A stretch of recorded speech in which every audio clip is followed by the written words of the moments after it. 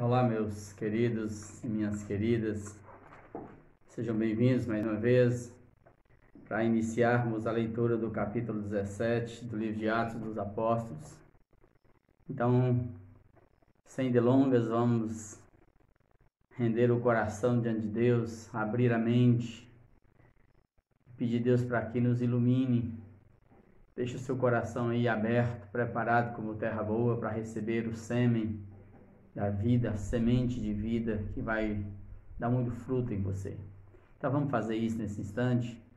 Nós percebemos que Paulo, lá em Filipos, ele sai da cadeia, foi preso, apanhou, houve conversão, mas aí ele sai do cárcere, e vai para a casa de Lídia, e depois ele passa e continua a viagem dele na região da Grécia. Aí diz o texto que, capítulo 17, verso 1, tendo passado por Anfípolis e Apolônia, chegaram a Tessalônica. Interessante, tudo resumidinho, pensa que é coisa rápida, né? Não. Se você for analisar de Filipos até Tessalônica, são 160 quilômetros que a gente tem aí. 70 de até Anfípolis, mais uns 90 até Apolônia. Ou seja, ele está aqui na Via Ignácia, né? Era a estrada real que ligava a Europa com a Ásia, né? E passava também pelo mar Adriático. Então, na mente de Paulo, ele quer ligar leste com oeste. E a cidade de Tessalônica era importante, porque a Tessalônica já era a capital. Hoje, que nós chamamos a região norte da Grécia, né? Ela é a capital, 200 mil habitantes, né? É uma cidade de gente pagã, mas ali tinha uma sinagoga. Chegaram a Tessalônica, onde havia uma sinagoga de judeus. Se você ver a narrativa das cartas de Paulo a Tessalônica, aos Tessalonicenses, você vai perceber que muitos pagãos se converteram ali, né? Mais do que judeus. Paulo, segundo o seu costume, foi procurá-los na sinagoga, é óbvio, e por 3 sábados. 3 sábados aqui, algumas traduções trazem 3 semanas, mas 3 sábados não significa 3 semanas, 7 dias. Dependendo do dia que chegou lá, se ele chegou no sábado, 3 sábados são 2 semanas, entendeu? Então assim, ele chega, mas as sinagogas não suportavam Paulo e o evangelho muito tempo. Observe que o evangelho de Jesus, ele não tem como desembocar dentro de uma religião. A religião não suporta Jesus, entendeu? Tamanho a discrepância, né, entre a prática e a vida. Então, era assim que acontecia. Então, Paulo arrazoou com ele acerca das Escrituras, expondo e demonstrando ter sido necessário que Cristo padecesse e ressurgisse dentre os mortos. E este Jesus, dizia Paulo, é o Cristo, Jesus, que eu vos anuncio.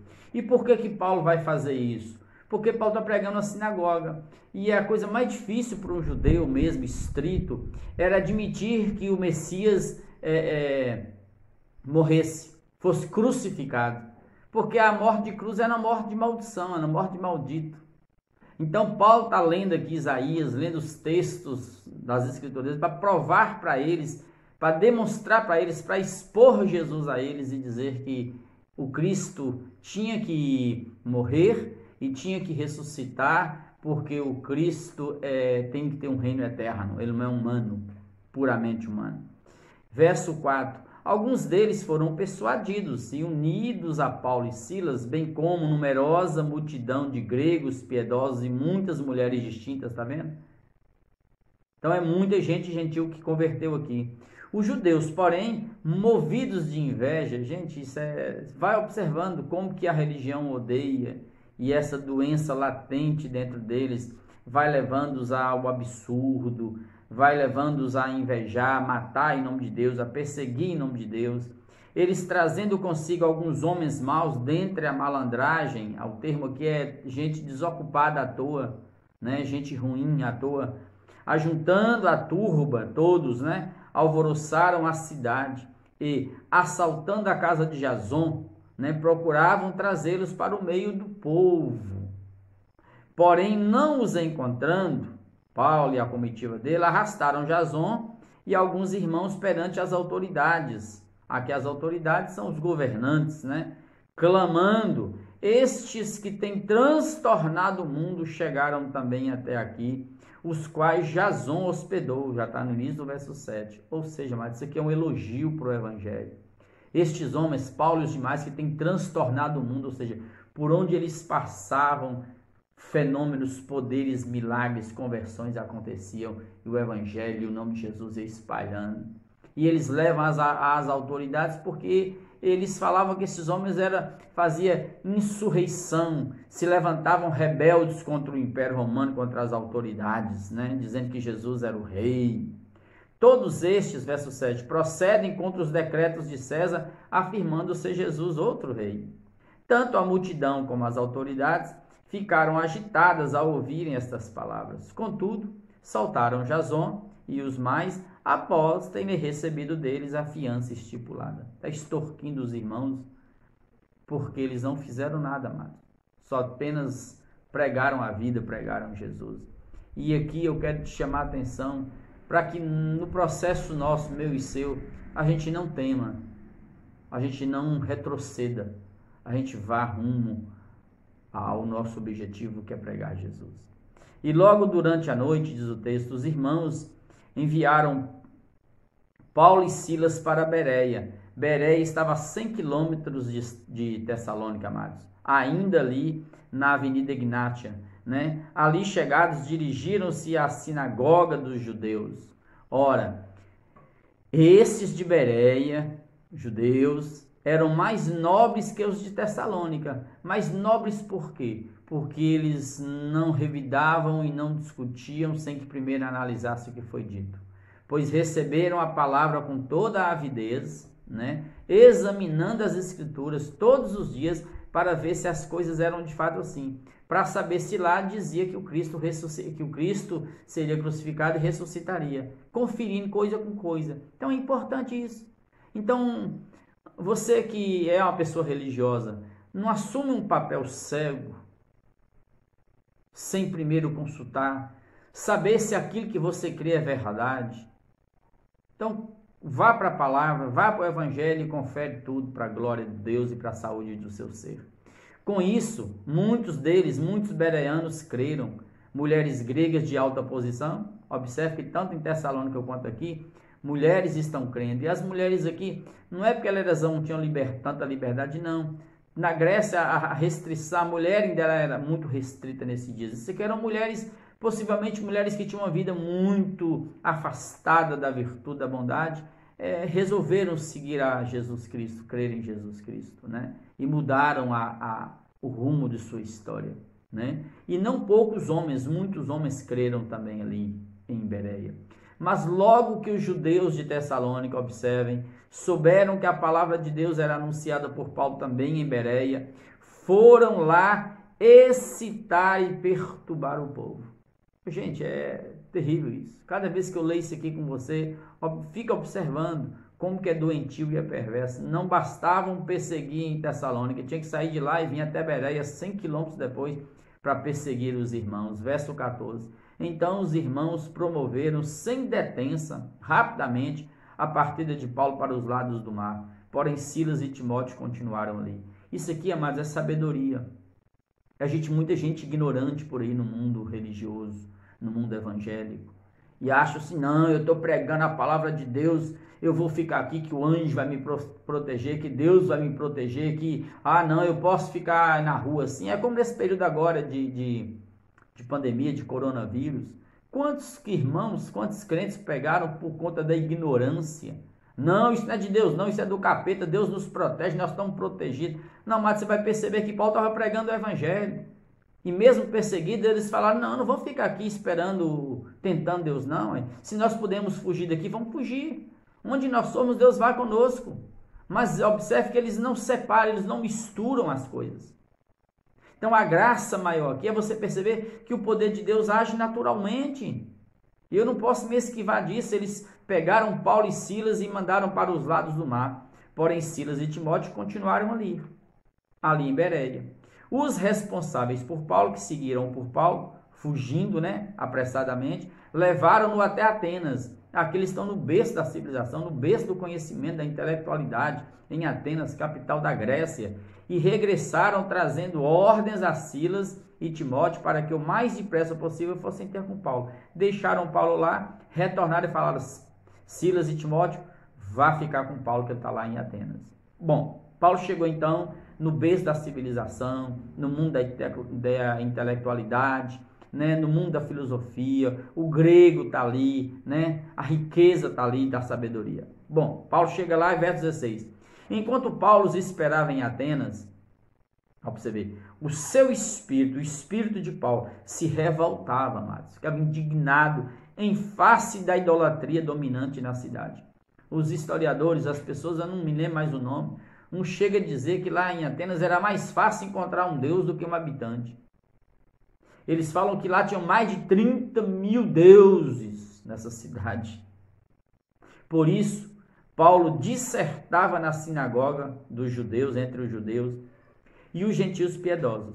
Também na praça. Paulo não era homem de tempo, não ia para a praça quando tinha gente, todos os dias, entre os que se encontravam ali. Aproveitava a oportunidade e evangelho neles.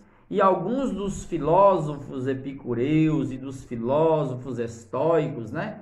E para você que gosta de cultura, de história de ver, os epicureus, amados, eles eram assim, eles eram gente do acaso.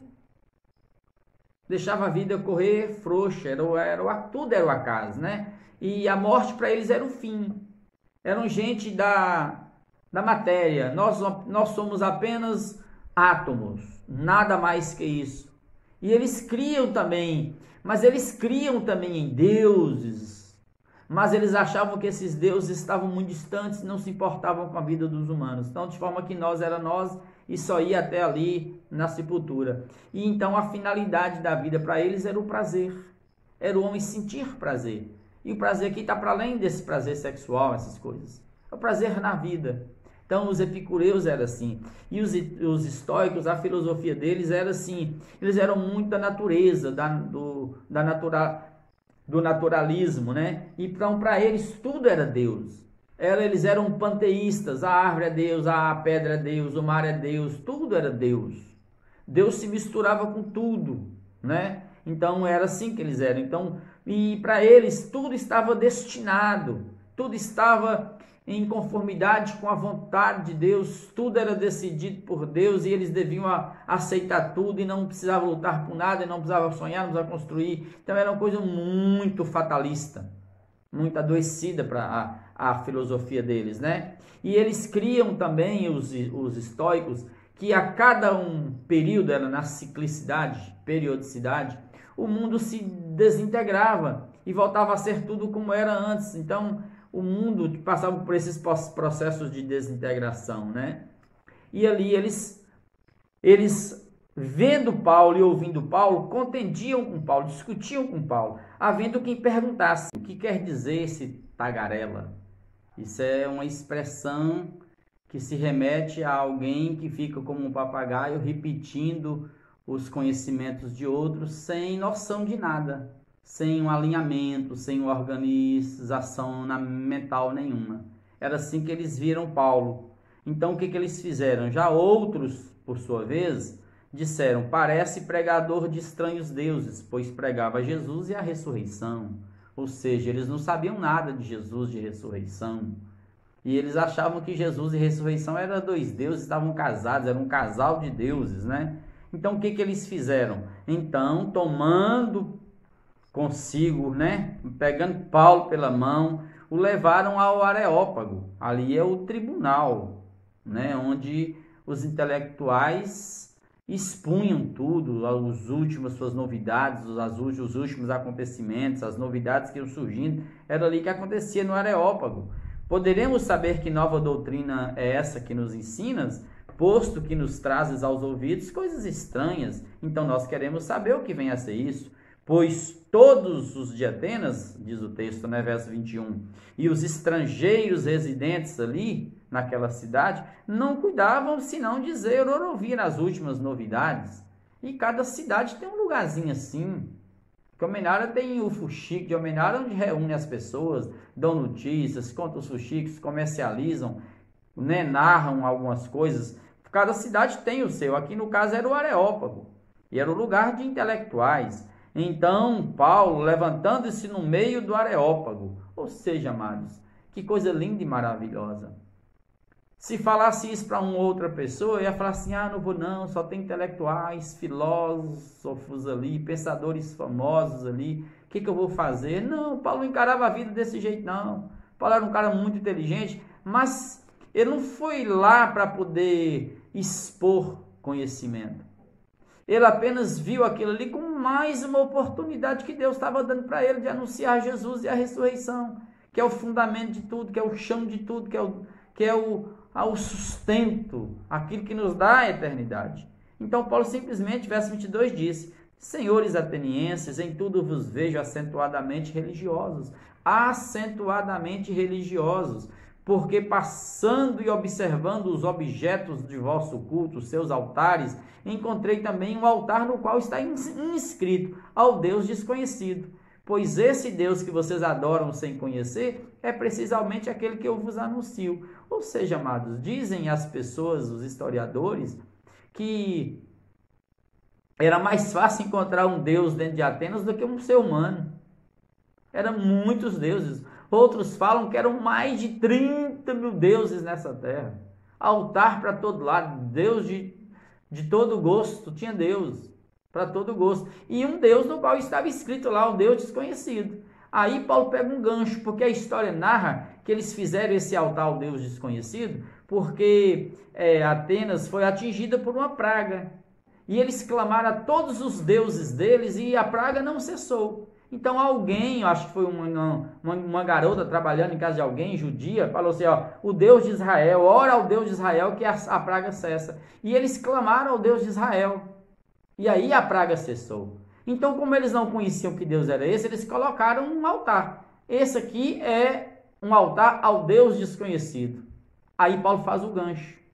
E Paulo vai começar a falar de Deus. E Paulo começa a falar de Deus agora de forma diferente, não como na sinagoga, tirando Jesus do Velho Testamento e expondo para eles, mostrando que as profecias do Velho Testamento sobre o Messias se cumpriram em Jesus. Aqui Paulo começa a falar da natureza, o princípio de tudo, aqui volta para a simplicidade e creia aqui, eu quero anunciar, verso 24, o Deus que fez o mundo e tudo o que nele existe, sendo ele Senhor do céu e da terra, ele não habita em santuários feitos por mãos humanas. Deus está para além de templos, amados. Deus habita nesse templo que ele criou.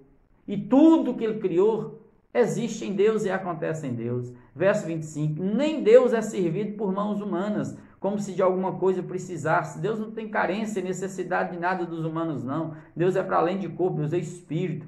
Pois ele mesmo, Deus, é quem a todos dá vida, respiração e tudo mais. De um só Adão, ele fez toda a raça humana para habitar sobre a face da terra, amados. Havendo fixados os tempos, dia, noite, estações, verão, outono, primavera, inverno, e estabeleceram os limites da sua habitação. Pronto, então tem um teto para buscarem a Deus. Aí ele vai dizer, se porventura o tateando o possam achar, bem que não está longe de cada um de nós. Porque o povo quer encontrar Deus na tangibilidade, tocando as coisas, isso aqui é Deus, isso ali é Deus, e não, Paulo não está para além disso, para o buscar, se porventura, o tateando possam achar, bem que ele não está longe de cada um de nós, e não está mesmo não, porque Deus é a nossa sombra, a nossa direita, tudo acontece em Deus, amados, pois nele, Deus, nós nos movemos e existimos, como alguns dos vossos poetas têm dito, porque deles também somos geração. E se nós somos geração de Deus, Paulo vai dizer, para você ver coisa linda, se nós somos geração de Deus, não devemos pensar então que a divindade, que Deus é semelhante ao ouro, à prata, à pedra, ao cobre, ao gesso, à madeira, trabalhados pela arte, pelos artífices e pela imaginação do homem. Oh Deus, isso aqui Paulo vai dar uma tacada neles de tamanha idolatria que tinha naquela cidade. Paulo fala assim, não faça isso, porque essas coisas são talhadas e feitas por mãos humanas. Então você está indo contra algo que Deus pediu. Não faça imagem de nada no céu, na terra, porque se você faz uma imagem de quem quer que seja, do que quer que seja, você pode ter certeza que você vai prostrar diante daquilo e vai adorar. E se seu filho estiver doente em casa com febre, e se você for lá diante daquele Deus que você criou, que você comprou no mercado, colocou dentro de casa, e se você clamar ali, cura meu filho, e seu filho sarar a febre, você vai falar assim, foi esse Deus que criou, foi esse Deus que curou, e não foi, não tem nada a ver. Aí você está escravizado àquilo, aí vem promessa, aí vem os devotos, vem não sei o que, para com isso, não faz isso não. Não faça imagem de escultura e nem adore, não adore, por favor. Venha com Paulo disse aqui agora, ora, verso 30, olha para cá. Não levou Deus em conta os tempos da ignorância. Tudo que a gente tem feito até agora foi na ignorância, sem conhecimento, sem saber o que é verdade. Agora, porém, que você sabe a verdade, Deus notifica a você e a mim, a todos os homens que em toda parte se arrependam. Voltem, amados, porque Deus vai cobrar de nós. Porque a idolatria fere a terra, machuca a terra. Tira a glória de Deus, não faça isso não. Porquanto Deus estabeleceu um dia, esse dia está chegando, está bem pertinho de nosso dia, esse dia do Senhor, em que Deus há de julgar o mundo com justiça. Com justiça, amados. Toda essa injustiça que escampeia pelas ruas das nossas cidades, a justiça que foi colocada do lado de fora da nossa cidade, a verdade, a justiça que todo dia bate nas portas das nossas casas, dos nossos tribunais, pedindo lugar e nós deixamos de lado. Deus vai julgar a terra com justiça e todos vão ter que pagar. Deus vai julgar por meio de quem? De um varão chamado Jesus Cristo, que viveu nessa terra, que viveu a verdade e a justiça, que me salvou, morreu a minha morte, morreu a sua morte, pagou pelos nossos pecados, e Deus o destinou e acreditou nele diante de todos, ressuscitando dentre os mortos, dando a ele um nome que está acima de todo nome. É assim que Paulo prega. Então, nesse instante, volte para Jesus. Entregue-se a Jesus. Ele quer fazer morada na sua vida e na sua casa. Quando ouviram falar de ressurreição de mortos, uns escarneceram e outros disseram, a respeito disso te ouviremos noutra ocasião. A essa altura, Paulo se retirou do meio deles, saiu do meio deles. Houve, porém, homens que se agregaram a ele e creram. Entre eles estava Dionísio, que era o Areopagita, um intelectual, e uma mulher chamada Dâmaris, não fala quem é. Talvez uma mulher que cansou da vida, não fala que tinha posição, mas que se entregou a Jesus. E com eles, outros mais. Eu te convido nesse instante para você se entregar a Jesus. Pega a sua vida ao Senhor e vamos ser a escória das nossas casas. Vamos colocar de joelho diante de Deus pelos nossos familiares. Deus nos chamou para sermos, como eu disse hoje, meio-dia. Deus nos chamou para sermos atalaias sobre os muros espirituais das nossas casas, fechando as brechas, guardando os nossos, orando em todo o tempo, hasteando a bandeira do Evangelho nas nossas casas, né? Até que Deus restabeleça tudo, né? Honre você, traga tudo de volta e te coloque sua casa, coloque Jerusalém, coloque nossas vidas, nossos filhos, por objeto de louvor na terra, para a glória dele mesmo, para o louvor dele mesmo. Então vamos orar de todo o nosso coração. O que é impossível a você, é possível a Deus. Deus está aqui conosco, explodindo em nosso coração, em poder e sonho. Pai, obrigado por esse encontro gostoso, por essa leitura gostosa. Obrigado porque o Senhor é tremendo, maravilhoso. Venha sobre nós nesse instante. Ó Deus, aplique essa palavra em nossos corações e permita que ela produza vida na vida de muitos. Em nome de Jesus, envia o teu anjo em cada casa e levante intercessores, mães e pais intercessores, filhos intercessores. Guarda nossas casas, apressa a salvação dos nossos, que a bandeira do Evangelho seja hasteada, ó Deus, não somente em nossos corações, mas no coração das nossas casas, libertando os nossos de toda forma, ó Deus, de religiosidade pagã, doentia, perversa e maligna, que machuca a gente, que fere a terra e que rouba a tua glória. E o Senhor não divide a tua glória com ninguém. Então abençoe cada um agora. E eu te peço, no poder do teu Espírito que em nós habita, envia o teu anjo de cura dentro dessa casa. Cura os que estão espiritualmente mortos e levanta-os para mim. Aqueles que estão feridos no corpo, seja nos ossos, seja no coração, nas veias do sangue, ó Deus, seja na mente, seja na alma. Põe a tua mão e unja da cabeça aos pés e destrua, Pai, todo o grilhão. Quebra todo resquício maligno de Satanás que vem, Pai, familiarmente, passando de geração em geração, que sejam rompidas cadeias agora. E eu quero orar por aqueles que não têm tido ânimo para ler a Tua palavra e ouvir a voz do Senhor. Desperta, abre os olhos espirituais, aqueles que estão sendo impedidos pelo diabo de lerem a Tua palavra. Repreenda agora, Pai, todo vilão levanta e desperta os corações. É assim que nós, no poder do Teu Espírito, oramos, ministrando cura e libertação na vida de cada um. Em nome de Jesus, para a glória de Jesus. Amém, amém